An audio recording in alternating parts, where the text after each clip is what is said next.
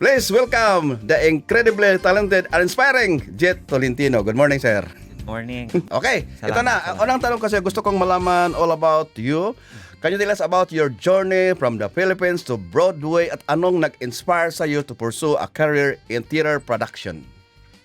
Yeah, so actually I moved to the US in 2002 from Hong Kong. I was working in Hong Kong for on and off 2 years.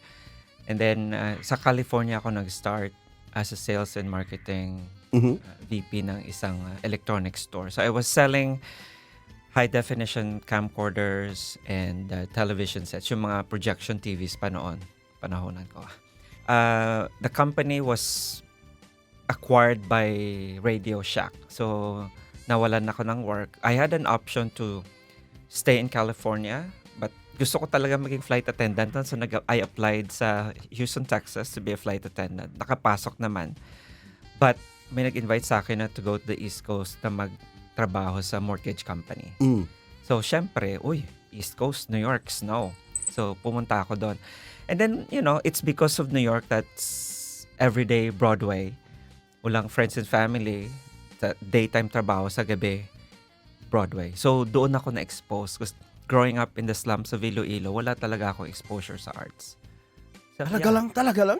Ganon? Talaga. Sa New York na ako na, theater transports you in a different reality and life. Parang, kasi I love the idea na pumasok ka, dark, surrender mo lahat ng nostalgia and lahat ng mga namimiss mo sa Pinas. And then every so often, pag nanonood ka ng show, you can connect to the characters that you're watching. And then, nakakapag self-check ka, did I did the right thing in some instances? And ang ganda, I really love the process. Pero alam mo, Jhett, talagang impressive yung success mo sa Broadway. Nanalo ka ng ilang mga Tony Awards. Ano ang masasabi mong mga key factors sa mga success mo? Well, again, unang-una is the geography. I was there. Kung hindi to sa New York, this will never happen. If I accepted a job at Southwest Airlines as a flight attendant, oh my God. So one is New York. Two, because probably the United States by itself is all about freedom. It's the bastion of democracy. So you can be anything you want to be. And as long as karirin mo, wag kang, and then straight akong tao, walang bisyo, walang barkada. So doon ako nag-focus and I learned on my own. Kasi again, it's the land of possibilities. Tsaka kaya nung na-realize ko na wala palang Filipino producer on Broadway at that time, sabi ko talaga lang. So I have a finance degree. So I'll try this. Yeah, that was that. So ito, gusto ko lang malaman galing sa inyo. Can you share some challenges na sa lubong mo, na face mo as a Filipino in a Broadway industry at paano mo ito na-overcome? Yeah, so when I got there, kasi lahat ng shows is a multi-million-dollar project, especially pag musical, malaki yon.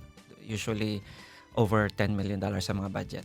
But yung challenge ko una was like, oh God, I'm minority. And at that time, when I started in 2011, 2012, pag nagbo-board meeting ang mga Broadway shows, mabibilang mo sa isang kamay ang minority. Not just people of color like black, but again, Asian, and then to be Filipino. So, sinasabi ko, oh my God, am I introducing inferiority to myself? So, kung paano ko siya ma-overcome, I just leave it. I don't look at the color of my skin, and I always think that they are here also for the very same reason as I am, to create and somehow to learn the process. Otherwise, I will not be here. Ayun talaga yung nasa Yeah, isipan kung mo. mga experts sila, I won't be here. Ay, tama. Yeah, because Okay. everyone has its own contribution to make. Ay, ganun pala yung story. Makala ko. It's all psychological. Yung atake ko, how I overcame it. Dahil as a minority, syempre, maraming discrimination doon. But I'm glad that I was not a victim of that. Talagang. Pero ngayon lang bago, you recently transition into filmmaking. Ano ang nag-motivate sa iyo to move sa move na ito? Yeah. Nung natapos ko nang i-produce ang 18 shows in 7 years, napagod na talaga ako. Because it's live. Andun ka 8 times a week. Taka yung overhead cost namin ang taas. And then I stumbled upon filmmaking. konti lang experience sa Crazy Rich Asian, yung documentary ko. But when I read Isabel Sandoval's script, she's actually from Cebu, graduated summa cum laude from University of San Carlos. Oh, UEC. Yeah, I dropped everything I was doing on Broadway to produce her film. And we premiered at Venice and it won in 10 countries. Natalo pa niya si Frances McDormand in Russia for Best Actress. Ang galing. And then na-experience ko doon that Broadway is hard work, while filmmaking is working smart. Working smart because it's lower budget, it's digital, right? So kami sa Broadway, pag tapos na yung show, I can't sell it anywhere else, right? Unlike in film, I just do it in one shot, short period of time, but it lives on forever. Ah, yes, totoo yun. Yes, it's digital. Kaya doon ko na sabi ko, sige, I want to make some more. And here we are. So ito ngayon pinag-usapan. In fact, meron akong guest na nabanggit yung pangalan mo na meron ka daw project dito sa Dubai. Ano yung project mo dito sa Dubai ngayon na gusto mong i-share yung knowledge mo? Ano yung pangalan? Well, yes, I'm conducting a master class in collaboration with Tribe. They actually invited me if I can do that. Of course, I can.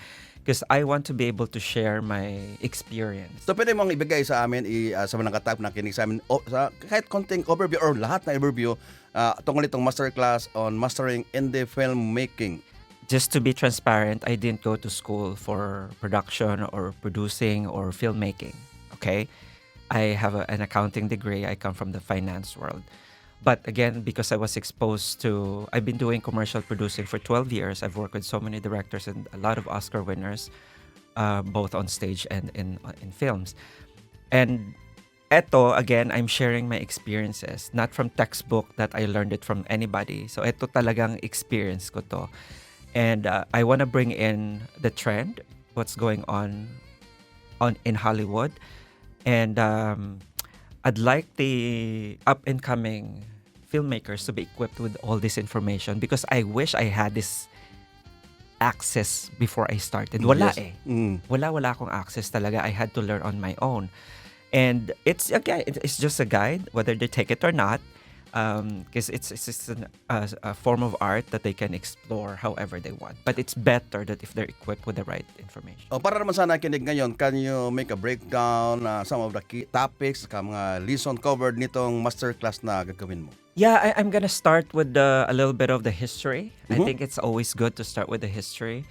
And then I'll tackle the parts and phases of filmmaking. It starts from concept and development, financing, which is I have to say I can do in my sleep. And then you do pre-production and production, post-production, editing, film festival, and then the sales and distribution. Okay, paano man itong course na to, paano man ang structure niya? Meron bang lecture, hands-on, or something else? Yes. This is heavily on theoretical, but again, I will apply also most of my experiences. Kasi I really wanted to come up with a book, but right now, if I do that, baka ang dami na, there are a lot of people who will not talk to me, exposing those things, so that's why I don't want this masterclass to be recorded, because I want to be honest about everything on my experiences. So heavily on theories that I have experienced.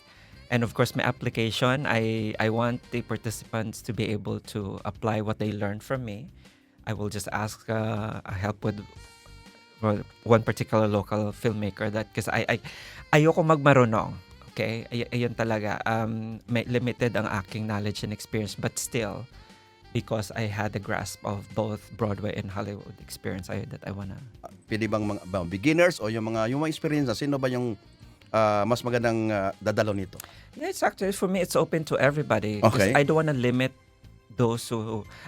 imagine ako coming from the finance world, I would never imagine that I'm gonna, be doing arts and entertainment. So, if you are curious about how things are done in the film industry, you're in. It starts with a curiosity, right? And two, if you would like to learn something about it. Because again, tayo mga Pinoy, or mostly Asians, we are told by our parents to go into medicine, to law, to accounting. Lahat ng magkakapera, di ba? But while you're doing that, part of you talagang artistic.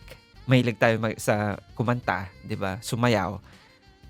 Kahit sino-sino sa Pinas, kahit anong corner, sumasayaw at kumakanta. So, That's it. It's in our bones. It's in our DNA. So that's part of entertainment. So, again, pwede mong lawakin yung artistic side mo by exploring and learn from this. So marami na ngayong nakinig sa atin sa kagustong sumali. Ang tanong ko lang, kailan ito at saan? Oh yeah, it's actually going to be this weekend, August 10th and 11th at Bergerman Mall sa B-Hub. At paano naman mag-join? Oh, just go on social media, look for Tribe Creatives UAE sa Instagram. You can message that handle and they will get back to you at ASAP. Jhett, can you invite our listeners? Yes, to everyone listening and who are curious about the film industry, how movies are done. And it's not just being in front or behind the camera. Ang daming concept kasi. Merong design, merong talent management, merong, again, costume, lighting, sound. Ang dami. So, just in case you have extra time in your hands and if you think you can participate in an industry, come on and let's hang. Ayun, maraming salamat. Isang nakaka-proud na kabayan, film at theater producer, actually Tony and Grammy-winning producer Jhett Tolentino. At isa lang ang aming masasabi sa iyo. Jhett, Iba Ka Kabayan. Maraming salamat, Bluebird. Tag 91.1 Pinoy talaga!